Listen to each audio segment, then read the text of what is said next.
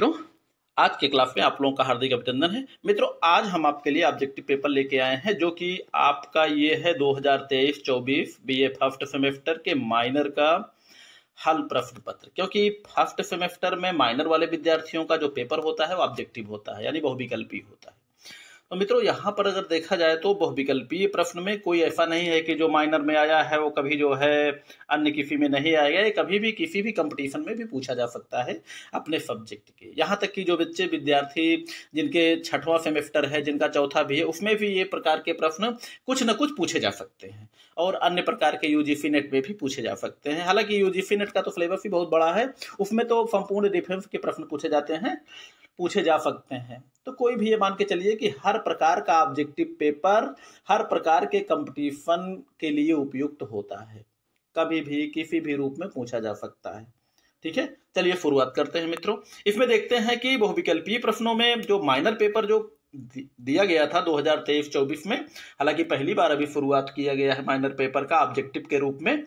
तो इसमें जो है जो प्रश्न है इस प्रकार है।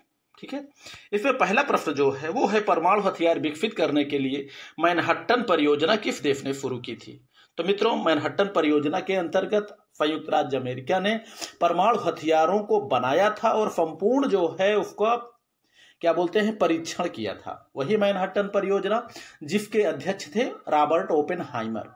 ठीक है, चलिए, तो ये है उत्तर आपका हो जाएगा संयुक्त राज्य अमेरिका। अगला है निम्न में से कौन सा जैविक युद्ध का एजेंट है। तो जैविक युद्ध का एजेंट है मित्रों एंथ्रेक्स। ठीक है, यूरेनियम देखा जाए तो ये परमाणु युद्ध का एजेंट है। फास्जीन, सल्फर, ये सब रासायनिक युद्ध के एजेंट हो सकते हैं।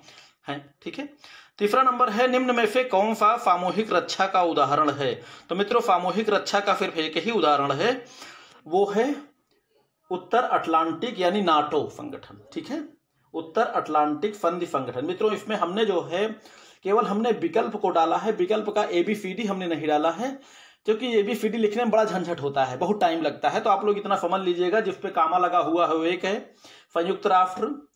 हालांकि संयुक्त राष्ट्र तो सामूहिक सुरक्षा का उदाहरण है। G20 ये ग्रुप यानी औद्योगिक देशों का उदाहरण है। सार्क ये दक्षिण एशिया का संगठन है। नाटो जो है ये सामूहिक रक्षा का ये अमेरिकी गुट का संगठन है जो आज भी है। ठीक है, निम्न में से किसने युद्ध को यह कहकर परिभाषित किया कि युद्ध एक हिंसात्मक क्रिया है जिसके द्वारा हम अपने विरोधी को अपनी इच्छा अनुसार कार्य करने हेतु बाध्य करते हैं। तो मित्रों, ये कथन है क्लाज़ेविट्ज का। ठीक है, क्लाज़ेविट्ज का। निम्न में से कौन सा मनोवैज्ञानिक युद्ध से संबंधित नहीं है। तो मित्रों, मनोवैज्ञानिक युद्ध से जो संबंधित नहीं है वो है नाकाबंदी। बाकी अफवाह, प्रचार, बुद्धि परिवर्तन ये आप सब लोग जानते हैं। ठीक है, ये सब मनोवैज्ञानिक युद्ध के ही उदाहरण है। अगला है भारत की प्रथम परमाणु चालित पनडुब्बी का क्या नाम है। तो भारत की जो प्रथम परमाणु चालित पनडुब्बी है वो है INF अरिहंत। ठीक है, ठीक है। अगला है जैविक हथियार का अन्वेषण किस वर्ष लागू हुआ था। तो मित्रों, ये लागू हुआ था 1975 में। ठीक है, इसमें विकल्प नहीं है, लेकिन यह लागू हुआ था 1975 में। ठीक है, अगला है फ्लैंक्स युद्ध संरचना का प्रयोग किया गया। तो फ्लैंक्स जो है आप सब जानते हैं सिकंदर की संरचना थी। तो कहाँ की है, ग्रीक की। ठीक है, ग्रीक यानी यूनान की कह सकते हैं हम। ठीक है, इसलिए निम्नलिखित में से कौन सा एक युद्ध का सिद्धांत नहीं है।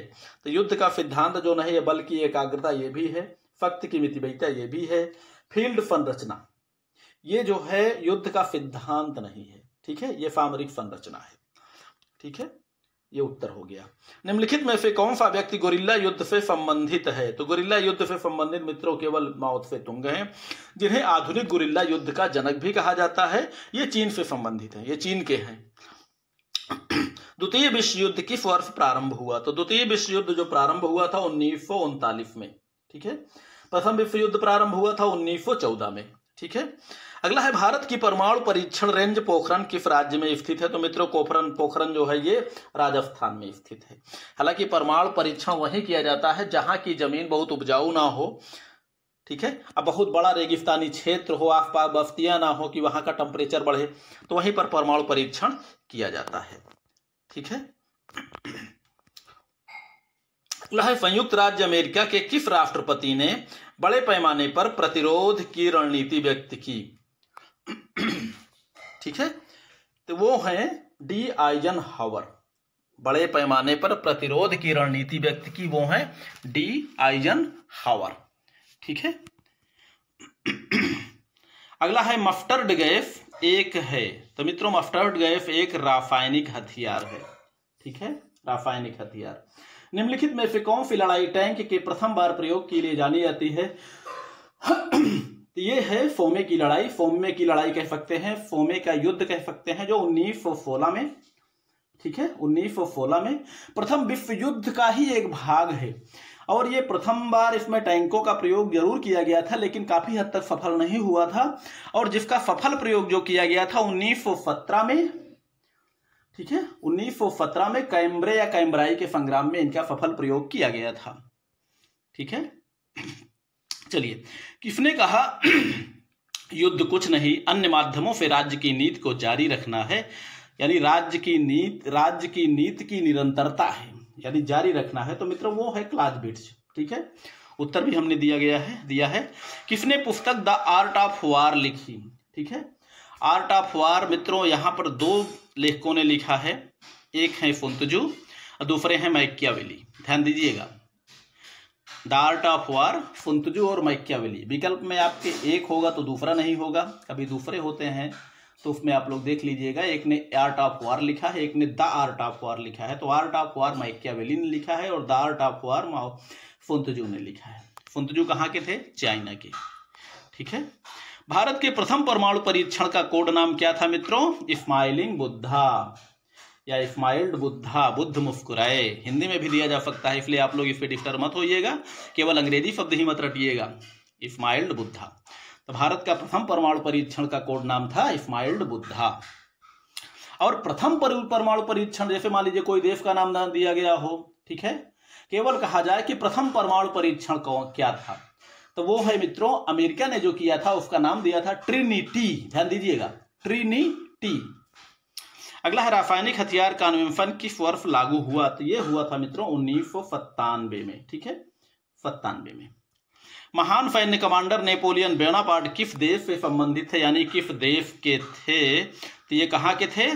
फ्रांस के। वही नेपोलियन बोनापार्ट जिन्हें जो है युद्ध के देवता के नाम से भी जाना जाता है, फ्रांस के क्रांति का पुत्र के भी नाम से जाना जाता है, जिन्होंने वाटरलू और ट्राफालगर जैसे महत्वपूर्ण संग्रामों में फ्रांस का नेतृत्व किया था। और ये इनकी लाइफ का अंतिम युद्ध जो था वो वाटरलू था 1915 में, 1815 में।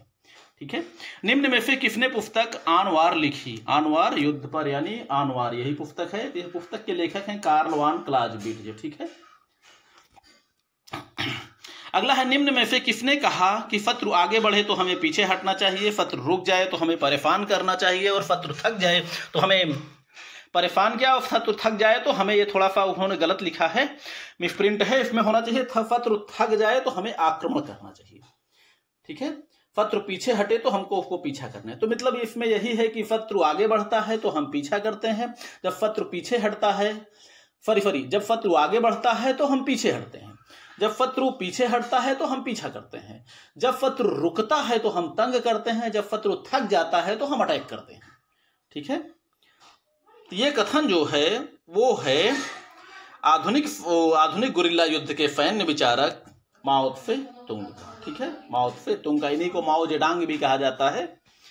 ठीक है, निम्न में से कौन सी लड़ाई क्लोरीन गैस के प्रयोग के लिए जानी जाती है? तो वो है यप्रेफ की लड़ाई, या इन्हें कभी कभी यप्रेफ लिखा गया है, लेकिन अब के समय में यप्रेफ लिखा हो सकता है, वाइपर्फ लिखा हो सकता है, तो आप लोग डिस्टर्ब मत होइएगा। ये 1915 में हुई थी पहली बार, वही वाइपर्फ की लड़ाई में, जिसमें हिटलर ने भारी मात्रा में फ्रांसीसी सेनाओं के विरुद्ध क्लोरीन गैस का प्रयोग किया था, बेल्जियम नामक स्थान पर, बेल्जियम में। ठीक है, अगला है एनपीटी का पूर्ण नाम है, एनपीटी का पूर्ण नाम है अप्रसार संधि। ठीक है, अप्रसार संधि वही है नॉन न्यूक्लियर प्रोलिफरेशन ट्रीटी। ठीक है, हालांकि परमाणु अप्रसार संधि हम कह सकते हैं इसको, उसी से संबंधित है। ठीक है, जो 1968 में लागू हुई थी। हिट एंड रन, रणनीति का उपयोग किया जाता है, तो हिट एंड रन यानी मारो और भागो, तो ये गुरिल्ला युद्ध की रणनीति है। भयादोहन क्या है? भयादोहन का मतलब होता है शत्रु का भय, ठीक है, यानी एक प्रकार से ये भी युद्ध का तरीका है जो भय पे आधारित होता है, यानी एक से अगर हम डरेंगे तो आक्रमण उससे लड़ाई करने की हिम्मत नहीं करेंगे, इतना ध्यान दीजिएगा। उसी आधार पर यह भयादोहन शब्द है जो कि युद्ध को रोकने का एक तरीका होता है। अगला है गुरिल्ला प्रतिपादक अर्नेस्टो चे गुवेरा किस देश के थे? तो ये अर्जेंटीना के थे, ठीक है। अर्नेस्टो चे गुवेरा ये अर्जेंटीना के थे। अब आप समझ सकते हैं ये एक ऐसे जो है गुरिल्ला सेना नायक थे जो पैदा कहीं और हुए। कार्य क्षेत्र में इन्होंने 2-3 राज्यों का नाम चुना, जिसमें पहला नंबर है क्यूबा की क्रांति को इन्होंने सफल बनाया। उसके बाद क्यूबा की क्रांति को सफल बनाया। उसके बाद शायद बोलिविया था क्या, फिलहाल वहां पे पकड़े गए थे और इनको मौत की सजा मिली थी मात्र 39 साल की उम्र में, ठीक है। चलिए अर्जेंटीना, तो ये जो है अर्जेंटीना के थे। अब सोचिए एक मानवतावादी गुरिल्ला कह सकते हैं जो पेशे से डॉक्टर थे। जब कोई भी कार्यवाही करते थे गुरिल्ला कार्यवाही, तो सोचिए कि जब कार्यवाही करने के बाद जो भी घायल सैनिक होते थे, चाहे अपने पक्ष के हों चाहे शत्रु के पक्ष के हों, दोनों का इलाज करते थे। ऐसा नहीं है कि जो शत्रु के पक्ष हों उनको इलाज करने के बजाय उनको तलवार घोंप दिया जाए, नहीं, वो दोनों का इलाज करते थे, ठीक है। अफवाह क्या है? अफवाह क्या है? ये असत्यापित जानकारी है जिसका कोई प्रमाण नहीं मिलता, ठीक है। प्रथम विश्व युद्ध किस वर्ष प्रारंभ हुआ था? तो प्रथम विश्व युद्ध 1914 में प्रारंभ हुआ था और 18 में समाप्त हुआ था, यानी 14 से 18 तक प्रथम विश्व युद्ध चला था और 39 से 45 तक द्वितीय विश्व युद्ध चला था। सुरक्षा की पारंपरिक धारणा है किस पे? धर्म केंद्रित, जाति केंद्रित, जन केंद्रित, राज्य केंद्रित। तो जो पारंपरिक धारणा रही है अभी तक वो राज्य केंद्रित रही है, लेकिन आधुनिक धारणा जो है वो जन केंद्रित है। ध्यान रखिएगा, इसमें 2 तरह के प्रश्न पूछ सकते हैं आपसे। पारंपरिक धारणा यानी जो सुरक्षा की जो पहले से चली आ रही जो धारणा है वो राज्य केंद्रित थी, लेकिन आधुनिक धारणा जो है वो जन केंद्रित है। जन केंद्रित धारणा में ही जो है सारे पर्यावरण वगैरह को शामिल किया गया है, ठीक है। अगला है लीजन युद्ध संगठन संबंधित था। तो लीजन जो है ये रोम की सैन्य इकाई को लीजन कहा जाता था। ऐसी सैन्य इकाई थी जो कभी पराजित नहीं हुई अपने लाइफ में, और आप ये मान के चलिए कि ऐसे सैनिक होते थे इसमें, या ऐसी इनकी युद्ध कला होती थी जो दिन भर युद्ध कर सकती थी, लेकिन अपने चक्री और शतरंजी प्रक्रम के अंतर्गत ये कभी थकान का अनुभव नहीं करती थी, ठीक है। संयुक्त राज्य अमेरिका ने जापान पर पहला परमाणु बम गिराया था। तो पहला परमाणु बम मित्रों, संयुक्त राज्य अमेरिका ने 2 परमाणु बम गिराए थे जापानी नगरों पर। पहला परमाणु बम गिराया था इसने 6 अगस्त 1945 को हिरोशिमा नामक शहर पर, और जो दूसरा परमाणु बम गिराया था वो जस्ट 3 दिन बाद यानी 9 अगस्त 1945 को नागासाकी नामक शहर पे उसने गिराया था, और दोनों ही जापान के नगर थे, ठीक है। राष्ट्रीय सुरक्षा का मूल्य उद्देश्य क्या है? मूल्य उद्देश्य है इसका मित्रों संपदा का संरक्षण, घरेलू शांति बनाए रखना, क्षेत्रीय अखंडता की सुरक्षा। तो जो राष्ट्रीय सुरक्षा है इसकी विस्तृत अवधारणा होती है, इसमें सुरक्षा के सारे क्षेत्र समाये हुए होते हैं, इसलिए इसका जो संपूर्ण विकल्प है वो है उपरोक्त सभी, ठीक है। निम्नलिखित में से किस देश ने व्यापक परीक्षण प्रतिबंध संधि पर हस्ताक्षर नहीं किया है? तो मित्रों वो जो है सीटीबीटी जिसे कहते हैं, व्यापक परीक्षण प्रतिबंध संधि, यानी CTBT, comprehensive test ban treaty, इस पे जो है भारत ने हस्ताक्षर नहीं किया है। निम्नलिखित में से गुरिल्ला युद्ध का उद्देश्य क्या है? तो गुरिल्ला युद्ध से उद्देश्य जो होता है वो होता है सरकार को उखाड़ फेंकना, यानी सत्ता का परिवर्तन। ये बिल्कुल एक क्रांति की तरह होता है गुरिल्ला युद्ध, ठीक है। क्रांति का उद्देश्य ही होता है सत्ता को परिवर्तित कर देना। युद्ध का कौन सा सिद्धांत परिचालन स्वतंत्रता को बनाए रखते हुए कर्मियों और संसाधनों की स्वतंत्रता पर केंद्रित होता है?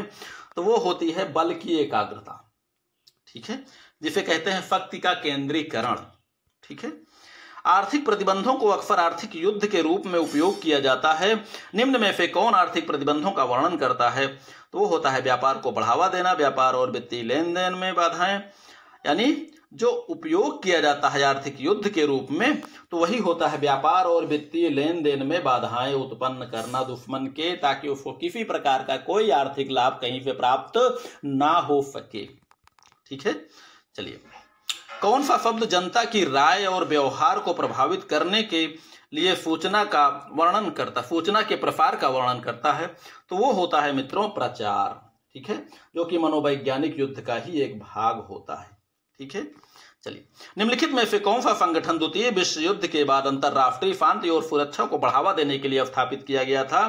तो मित्रों वो है यूएनओ यानी संयुक्त राष्ट्र संघ, जो 1945 में मित्रों जब द्वितीय विश्व युद्ध में के अंतिम समय में इतना बड़ा नरसंहार हुआ तो ये संभावना थी कि अगर परमाणु हथियार धरती पे आ चुका है तो कहीं न कहीं प्रत्येक राष्ट्र इसको बनाने का प्रयास करेगा, और जब सभी के पास परमाणु हथियार हो जाएगा तो सब जो है जिसको देखो वही जो है लड़ाई में परमाणु हथियारों का ही प्रयोग करना शुरू कर देगा, जिससे संपूर्ण मानवता या कि संपूर्ण विश्व के लिए एक बहुत बड़ा खतरा होगा। तो इसीलिए अंतरराष्ट्रीय शांति की स्थापना के लिए कि संपूर्ण विश्व में एक कंट्रोल रहे परमाणु हथियारों पर और संपूर्ण विश्व सुरक्षित रहे और एक गार्जियन की तरह संपूर्ण विश्व के संपूर्ण मामलों को ये डील करे, इसीलिए संयुक्त राष्ट्र संघ की स्थापना की गई थी 24 अक्टूबर 1945 को, ठीक है।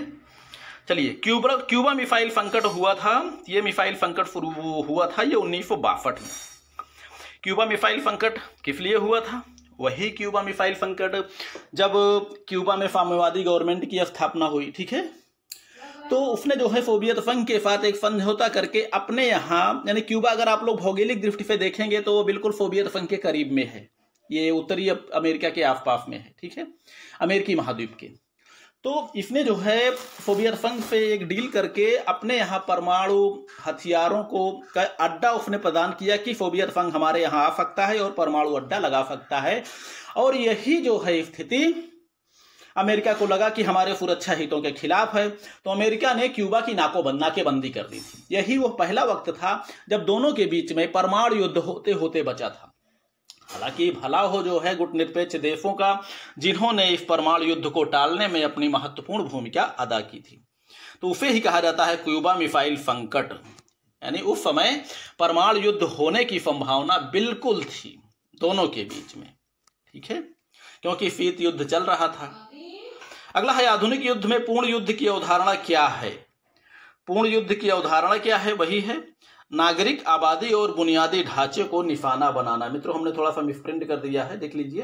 तो नागरिक आबादी और बुनियादी ढांचों को निशाना बनाना, तो यानी आज के समय में जो भी युद्ध के लिए लाभदायक होगा उसी पे आक्रमण किया जा सकता है, वो चाहे नगर हो, चाहे महानगर हो, चाहे सैनिक प्रतिष्ठान हो, चाहे रिसर्च केंद्र हो, चाहे हथियारों के उद्योग हो, चाहे हथियारों के प्रतिष्ठान हो, चाहे अन्न भंडार हो, हथियारों का भंडार हो, किसी पर भी आक्रमण किया जा सकता है जिसको युद्ध के लिए आवश्यक या शक्ति का एक स्रोत के रूप में जाना जाएगा, जो युद्ध को बल प्रदान करेगा। सब पे आक्रमण किया जा सकता है, ठीक है। चलिए, चंगेज खान के अधीन मंगोलों ने विशाल प्रदेशों को जीतने के लिए किस रणनीति का उपयोग किया था? तो चंगेज खान चूंकि मंगोल था, उसको जो है गति पे आधारित उसकी सेना होनी चाहिए, तो उसने जो है घुड़सवार सेना पर आधारित युद्ध का ही उपयोग किया था। अगला है निम्न में से कौन अर्थशास्त्र के लेखक हैं? तो मित्रों इससे सभी आप लोग परिचित हैं। अर्थशास्त्र के लेखक हैं चाणक्य, कौटिल्य, विष्णुगुप्त, सभी के ही नाम है, ठीक है। कौन सा प्राचीन भारतीय राजा चक्रव्यूह युद्ध संरचना के प्रयोग के लिए जाना जाता है? अब इसमें देखिए मित्रों, हम लोग ये जानते हैं कि चक्रव्यूह में किसकी मृत्यु हुई थी। ये सब जानते हैं कि चक्रव्यूह में अभिमन्यु की मृत्यु हुई थी, जो अर्जुन का पुत्र था। लेकिन भारतीय राजाओं में कौन चक्रव्यूह संरचना के प्रयोग के लिए जाना जाता था? तो चक्रव्यूह चूंकि उस समय जो है द्रोणाचार्य ने रचा था महाभारत में, बात तो सही है, लेकिन द्रोणाचार्य का भी नाम विकल्प में नहीं है। लेकिन इसका जो है जो पक्ष था, एक दुर्योधन का पक्ष था और दूसरा जो है धर्मराज युधिष्ठिर का पक्ष था। तो दुर्योधन की सेना के प्रथम महान सेनापति यानी प्रधान सेनापति आचार्य द्रोण ने चक्रव्यूह की रचना की थी। तो चक्रव्यूह की संरचना के लिए जो राजा जाना जाता है वो है दुर्योधन, ठीक है। हाँ, परमाणु विस्फोट में ऊर्जा का प्राथमिक स्रोत क्या है? ऊर्जा का जो प्राथमिक स्रोत होता है वो होता है परमाणु विखंडन या संलयन प्रक्रियाएं, ठीक है। भारतीय परमाणु कार्यक्रम के जनक के रूप में किसे जाना जाता है? तो मित्रों भारत के परमाणु कार्यक्रम के रूप में जाना जाता है डॉक्टर होमी जहांगीर भाभा, ठीक है। परमाणु कार्यक्रम के जनक के रूप में डॉक्टर भाभा, मिसाइल कार्यक्रम के जनक के रूप में डॉक्टर कलाम। ध्यान रखिएगा, इसको दोनों रूप में प्रश्न पूछा जा सकता है। आप लोग दोनों प्रश्नों का उत्तर देने के लिए तैयार रहिएगा। 1990 के दशक की शुरुआत में गल्फ युद्ध के दौरान कौन सा देश रासायनिक युद्ध एजेंटों के प्रयोग के लिए जाना जाता है? तो मित्रों, इसमें जो है इराक को जाना जाता है। हालांकि बाद में पता चला था कि इसके पास कोई रासायनिक हथियार नहीं था, लेकिन इसी का बहाना लगाकर अमेरिका ने इराक के ऊपर अटैक करके उसे ध्वस्त कर दिया। बाद में सद्दाम हुसैन को कुछ दिनों बाद पकड़कर उनको जो है फांसी पे चढ़ा दिया गया था। इसीलिए इराक का ही नाम आता है जो रासायनिक युद्ध एजेंटों के प्रयोग के लिए जाना जाता है। ऐसा अमेरिका ने इल्जाम लगाया था। ठीक है, चलिए अगला है, रासायनिक युद्ध एजेंटों से बचाव के लिए युद्ध कर्मियों द्वारा किस रक्षात्मक गियर का प्रयोग होता है? तो मित्रों, वो होता है गैस मास्क। ठीक है, जिसके अंदर गैसें प्रवेश ना कर पाए, क्योंकि रासायनिक युद्ध में गैसों का ही प्रयोग होता है। ठीक, अगला है, निम्न में से कौन सा भारतीय राज्य नक्सलवादी विद्रोह गुरिल्ला युद्ध के रूप में के लिए प्रसिद्ध है? तो वो होता है छत्तीसगढ़। हालांकि गुरिल्ला नक्सली जो है हर राज्यों में है, लगभग थोड़ा बहुत कम ज़्यादा उत्तर पूर्व में भी हैं। इधर देखा जाए तो यूपी के मिर्जापुर जैसे क्षेत्रों में भी हैं। इधर गोंडा बहराइच पे लगे हुए क्षेत्रों में, जो नेपाल के बॉर्डर पर लगे हुए, वहाँ पर भी मौजूद हैं। तो लेकिन जो प्रमुख राज्य के रूप में जाना जाता है वो है छत्तीसगढ़। ठीक है, द्वितीय विश्व युद्ध के दौरान प्रथम परमाणु बम किसने विकसित किया था? तो प्रथम परमाणु बम विकसित, हालांकि परमाणु बम को बनाया था, जो निर्माण का श्रेय होता है वो था, कौन बनाया था बच्चे परमाणु बम? ठीक है, परमाणु हथियार बम जो विकसित किया था, यानी जिसने परमाणु परीक्षण कराया था, वो थे रॉबर्ट ओपेनहाइमर, जो कि मैनहट्टन परियोजना के अंतर्गत इन्होंने विकसित कराया था। ठीक है, तो मित्रों, ये जो है, उम्मीद करता हूँ चैप्टर आपको समझ में जरूर आया होगा कुछ न कुछ। बाकी जो है ऐसे प्रश्न जो है लगभग हर प्रकार के कंपटीशन के प्रश्नों में पूछे जा सकते हैं। यहाँ तक कि पीजीटी और नेट की भी परीक्षाओं में पूछे जा सकते हैं। हायर एजुकेशन के भी परीक्षाओं में पूछे जा सकते हैं, क्योंकि उनका कोई क्षेत्र नहीं होता। मिलिट्री साइंस से संबंधित किसी भी पूछे जा सकते हैं। तो बाकी ये वीडियो लंबा ना हो जाए, इसके लिए हम इसको यहीं पर समाप्त करते हैं। उसके बाद बाकी अन्य भाग जो है हम दूसरे पार्ट में हम आपको पढ़ाएंगे। ठीक है, चलिए पढ़िए लिखिए, मस्त रहिए।